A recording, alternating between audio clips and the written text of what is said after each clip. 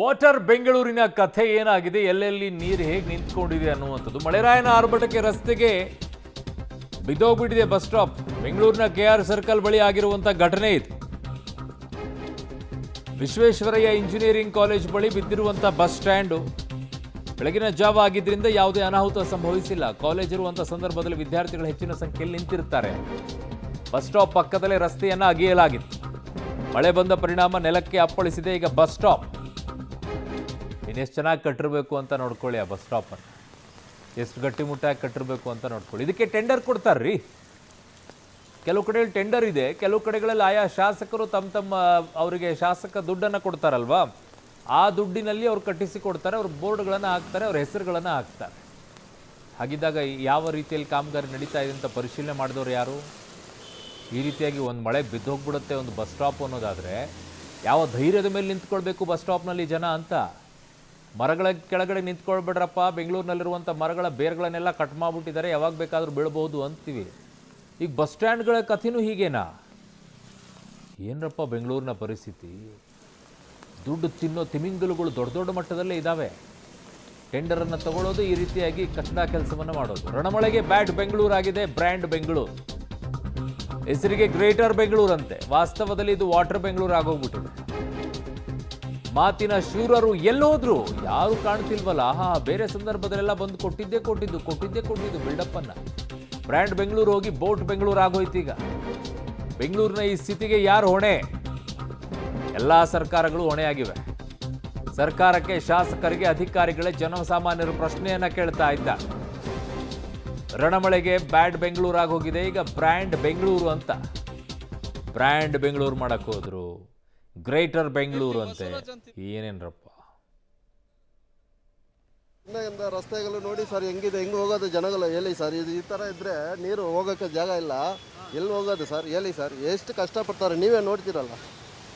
ಹಿಂಗಿದ್ರೆ ಹೋಗಿದ್ರೆ ಸರ್ಕಾರ ಹೇಗೆ ಹೇಳಿ. ಎಷ್ಟು ಕಿಲೋಮೀಟರ್ ತನಕ ಹಿಂಗೆ ಇದೆ ಸರ್? ಹಿಂಗೆ ಇದೆ ಸರ್, ಒಂದು 3-4 ಕಿಲೋಮೀಟ್ರಿಂದ ಮುಂದೆನೇ ಹೀಗೆ ಇದೆ ಸರ್. ರಸ್ತೆನೇ ಬಂದು ನೀವೇ ನೋಡಿ ಸರ್ ಹೆಂಗಿದೆ ಅಂತ. ಈ ಜನ ಕಾರ್ಪೊರೇಷನ್ ಏನು ಮಾಡ್ತಾರಂತ ಒಂದೂ ಗೊತ್ತಾಗಿಲ್ಲ ಸರ್. ಎಷ್ಟು ಸಮಸ್ಯೆ ಇದೆ ಸರ್. ಇದೆಲ್ಲ ತುಂಬ ಕಷ್ಟ ಸರ್, ನೋವು ಸರ್, ಜನಗಳಿಗೆ ತುಂಬ ಕಷ್ಟ ಇದೆ. ಅವ್ರು ಯಾವುದೇ ಥರ ಕ್ರಮ ತಗೊಂಡು ನಗರಾಭಿವೃದ್ಧಿ ಸಚಿವರು ಇದ್ದಾರೆ, ಬೈರ್ತಿ ಸುರೇಶ್ ಅಂತೇಳಿ, ಇನ್ನೊಬ್ರು MLA ಬೈರ್ತಿ ಬಸವರಾಜ್ ಅಂತಿದ್ದಾರೆ. ಅವ್ರು ಏನಾದ್ರು ಸ್ವಲ್ಪ ಸರ್ಕಾರದ ಗಮನಕ್ಕೆ ತಂದು ಇದನ್ನೆಲ್ಲ ಪರಿಹಾರ ಮಾಡಿ ಜನಗಳಿಗೆ ಅನುಕೂಲ ಮಾಡಿಕೊಟ್ರೆ ಹೋಗೋರು ಹೋಗ್ಬೋದು.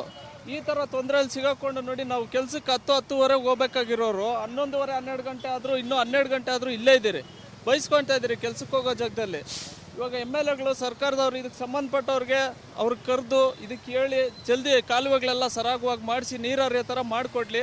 ದಯವಿಟ್ಟು ಇದೊಂದು ಕೇಳ್ಕೊಳ್ತೀರಿ MLA ಹತ್ರ, ನಗರಾಭಿವೃದ್ಧಿ ಸಚಿವರ ಹತ್ರ ಇದನ್ನು ಪರಿಹಾರ ಮಾಡಿ ಸರ್. ಇದು ಕಿಲೋಮೀಟರ್ ಲೆಕ್ಕದಲ್ಲಿ ಈ ಕಡೆ ಬೆಂಗಳೂರು ಕಡೆಯಿಂದ ಬಾಗ್ಲೂರು ಕಡೆ ಹೋಗೋರು, ಬಾಗ್ಲೂರು ಕಡೆಯಿಂದ ಬೆಂಗಳೂರು ಕಡೆ ಹೋಗೋರು ಎಲ್ಲರಿಗೂ ಸಮಸ್ಯೆ ಆಗ್ತಾ ಇದೆ. ದಯವಿಟ್ಟು ಶಾಸಕರಾದವರು, ಸಚಿವರಾದವರು ಇದನ್ನು ಗಮನದಲ್ಲಿ ಇಟ್ಕೊಂಡು ಇದನ್ನು ಆದಷ್ಟು ಜಲ್ದಿ ತ್ವರಿತವಾಗಿ ನೀರೆಲ್ಲ ಕಾಲುವೆಗಳಲ್ಲಿ ಹೋಗೋ ಥರ ಪರಿಹಾರ ಮಾಡಿಕೊಡ್ಬೇಕಂತೇಳಿ ಕೇಳ್ಕೊಳ್ತೀವಿ. ರಾತ್ರಿ 12 ಗಂಟೆಯಿಂದ ಇದ್ದಿದೆ, ಭಾರಿ ತೊಂದರೆ ಇದೆ. ಹೊರಗಡೆನೂ ಹೋಗೋಕೆ ಆಯ್ತಲ್ಲ, ಕಾಲು ಬೇರೆ ನೋವು ನನಗೆ ಏನು. ಆಮೇಲೆ ನೋಡಿ ಇಲ್ಲಿ ಗಂಟೆ ನೀರು ಬಂದಿತ್ತು, ನಾನು ಮಲಗ ಹಿಂಗೆ ಇದ್ದೀವಿ. ರಾತ್ರಿಯಿಂದ ನಿದ್ರೆ ಇಲ್ಲ, ಊಟ ಇಲ್ಲ, ಅದೆಲ್ಲ ಭಾರಿ ತೊಂದರೆ ಇದೆ. ದಯವಿಟ್ಟು ಸರ್ಕಾರದವ್ರು ಬಂದು ಏನಾದ್ರು ಇದು ಮಾಡ್ಕೊಳ್ಬೇಕು ಅಂತ ಕೇಳ್ಕೊತೀವಿ. ಎಲ್ಲ ಇವರೆಲ್ಲ ನೋಡ್ಕೊಳ್ತಾರೆ. ಇದ್ರ మళ్ళీ ಬಂದರೆ ತೊందరే. 96 ఏళ్ళు అవుతుంది నాకు వయసు. 3 ఏళ్ళుగా కింద ఉన్నాను. పోయిన ఏళ్ళ అది వచ్చి ఈ మరి నీళ్ళు దీనికింటే తక్కువగా ఉంది. ఈ ఏళ్ళ అది వచ్చి 3 నీళ్ళు నిలుస్తుంది లోన. మేము ఎదురు లేకంటే పడక లేకంటే 12 ಗಂಟಲು. ಸರಿ, ಕಾಶಿ ಅಂತ ಸರ್. 2 ವರ್ಷದಿಂದ ಇಲ್ಲಿ ಇದ್ದೀನಿ. ಆದರೆ ಈಗ ನಿನ್ನೆಯಿಂದ 2 ಗಂಟೆಯಿಂದ ಮಳೆ ಸ್ಟಾರ್ಟ್ ಆಗಿದೆ. ನಮಗೆ ಮಲ್ಕೊಳ್ಳೋಕೆ ಆಗ್ತಾಯಿಲ್ಲ. ಒಂದು ಕಟ್ಲ ಮೇಲೆ ಇನ್ನೊಬ್ಬರು 2 ಕಡೆ ಮಲ್ಕೊತಾ ಇದ್ವಿ. ಆಲ್ಮೋಸ್ಟ್ ಇದು gents toilet, ladies toilet block ಆಗಿ. ಊಟದ್ದು ಅದೆಲ್ಲ ಹೆಂಗೆ? ಇಲ್ಲಿ ಇನ್ಫೆಕ್ಷನ್ ಆಗಿದೆ, ನಮಗೆ ಫೀವರ್ ಆಗ್ತಾಯಿದೆ. ಇವಾಗೂ ನಮಗೆ ಫೀವರ್ ಇದೆ ಸರ್. ನಮಗೆ ಈ ಥರ ಇದಕ್ಕೆ ನಿಮ್ಮ ದಯವಿಟ್ಟು ನಮ್ಮನ್ನ ರೆಕ್ಟಿಫೈಡ್ ಮಾಡಿಕೊಡಿ ಸರ್. ಪ್ರತಿ ಬಾರಿ ಮಳೆ ಬಂದಾಗ ಇದು ಹಂಗೆ ಆಗುತ್ತೆ. ನಾವು ಆಲ್ರೆಡಿ MLAಗೂ ಹೇಳಿದೆ, MLA ಆಯಿತು ಮಾಡಿಸ್ತೀವಿ ಅಂತ ಹೇಳ್ತಾರೆ, ಅವರು ಅಧಿಕಾರಿಗಳನ್ನ ಕಳಿಸ್ತಾರೆ, ಅಧಿಕಾರಿಗಳು ಬಂದು ನೋಡ್ಕೊಂಡು ಇರ್ತಾರೆ. ಲಾಸ್ಟ್ 2 ಇಯರ್ಸಿಂದ ಹಾಗೆ ಇದೆ. ಯಾಕೆ ಇವರು ಡ್ರೈನೇಜ್ ಕೇಳಿದ್ರೆ ಅದು ಪ್ರಾಬ್ಲಮ್ಮು ಈ ಪ್ರಾಬ್ಲಮ್ ಅಂತಾರೆ. ಬಟ್ ಎಲ್ಲ ಡಿಪಾರ್ಟ್ಮೆಂಟವರು ಸೇರಿದ್ದು ಕೆಲಸ ಮಾಡಬೇಕು. ಆದರೆ ಜನ ಅನುಭವಿಸ್ತಿದ್ದಾರೆ. ಈಗ ನೋಡಿ, ಇದು ಸಂಪಲ್ಲಿ ಹೋಗಿ ನೀರು ಇದೆಲ್ಲ ಗಲೀಜು ಸೇರಿಕೊಂಡಿದೆ, ಕುಡಿಯೋಕ್ಕೆ ನೀರಿಲ್ಲ, ಮತ್ತು ವಾಸ ಮಾಡೋಕ್ಕೆ ಸರಿಯಾಗಿ ಗ್ರೌಂಡ್ ಫ್ಲೋರಲ್ಲಿ ವಾಸ ಮಾಡೋಕ್ಕಾಗ್ತಾ ಇಲ್ಲ. ಸಣ್ಣ ಮಕ್ಕಳೆಲ್ಲ ಸ್ಕೂಲಿಗೆ ಹೋಗೋಕ್ಕಾಗ್ತಾ ಇಲ್ಲ, ಭಾಳ ಅವಸ್ಥೆ ಪಡ್ತಾ ಇದ್ದಾರೆ. ಪ್ರತಿ ವರ್ಷ ಹಿಂಗೆ ಆಗ್ತಾ ಇದೆ. ನೋಡಿ, ನಮ್ಮ ಗಾಡಿ ತೆಗಿಯೋಕ್ಕಾಗಲ್ಲ ಇವಾಗ. ನೋಡಿ, ಆಟೋ ಬುಕ್ ಮಾಡಿ ಹಿಂಗೆ ಹೋಗ್ಬೇಕಾಗ ಪರಿಸ್ಥಿತಿ ಬಂದಿದೆ. ಹೆಂಗೆ ಮಾಡ್ಬೇಕು ನೋಡಿ. ನಾವು ಮಕ್ಳಿಗೆ ಸ್ಕೂಲ್ ಸ್ಟಾರ್ಟ್ ಆದಮೇಲೆ ಸ್ಕೂಲ್ಗಳಿಗೆ ಹೆಂಗೆ ಕಳಿಸ್ಬೇಕು, ಏನು ಮಾಡ್ಬೇಕು ಹೇಳಿ. ನಮಗಂತೂ ಸಾಕಾಗ್ಬಿಟ್ಟಿದೆ ಇಲ್ಲಿ. ಬ್ರ್ಯಾಂಡ್ ಬೆಂಗಳೂರು, ಗ್ರೇಟರ್ ಬೆಂಗಳೂರು ಇವಾಗ ಹಿಂಗೆ ನಡೆದ್ರೆ ಬೆಂಗಳೂರಿಗಿಂತ ಎಲ್ಲ ಆಚೆ ಹೋಗ್ಬಿಟ್ಟು ಎಲ್ಲ IT ಕಂಪನೀಸು ಬೇರೆ ಜಾಗ ಹೋಗುತ್ತೆ. ನಮ್ಮ ಬೆಂಗಳೂರಿಗೆ ಯಾರೂ ಕಂಪನೀಸ್ ಬರೋಲ್ಲ ಅಷ್ಟೇ. ತುಂಬ ಕಷ್ಟ ಸರ್, ಹೋಗೋಕ್ಕೆ ಬರೋಕ್ಕೆ ಕಷ್ಟ, ಏನು ಮಾಡೋಕ್ಕಾಗೋದಿಲ್ಲ.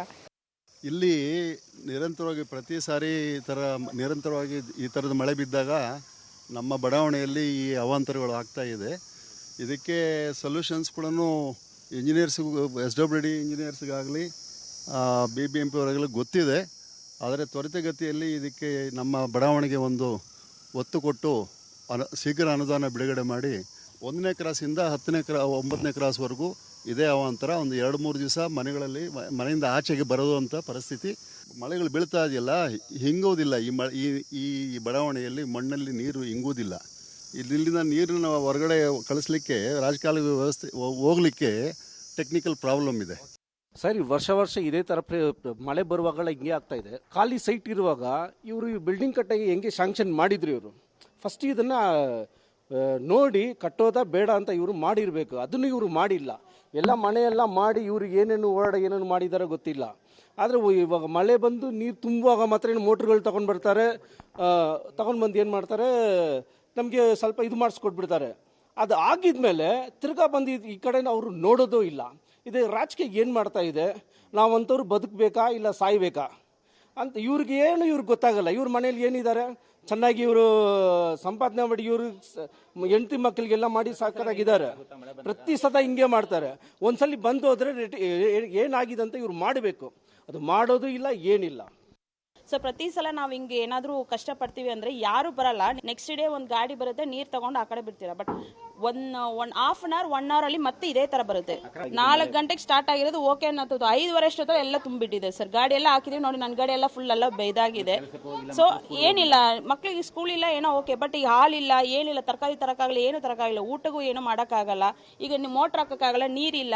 ಸೊ ಯಾವ್ದು ನಾವು ಫೇಸ್ ಮಾಡ್ತಾ ಇದ್ದೀವಿ. ಒಂದು ಜಾಗ ನೀವು ಸ್ಯಾಂಕ್ಷನ್ ಮಾಡ್ಬೇಕಾದ್ರೆ ದಯವಿಟ್ಟು ಅವ್ರು ಬಂದ್ಬಿಟ್ಟು ಈ ಕಡೆ ಚೆಕ್ ಮಾಡ್ಕೊಂಡು ಹೋಗ್ಲಿ. ಇಲ್ಲ ಅಂದ್ರೆ ಯಾರು ರಾಜಕೀಯ ಇದ್ದಾರೋ ಅವ್ರು ಬಂದು ಇಲ್ಲಿ ಸ್ಟೇ ಮಾಡಲಿ, ನಾವು ಅಲ್ಲಿ ಹೋಗ್ತೀವಿ ಅಷ್ಟೇ.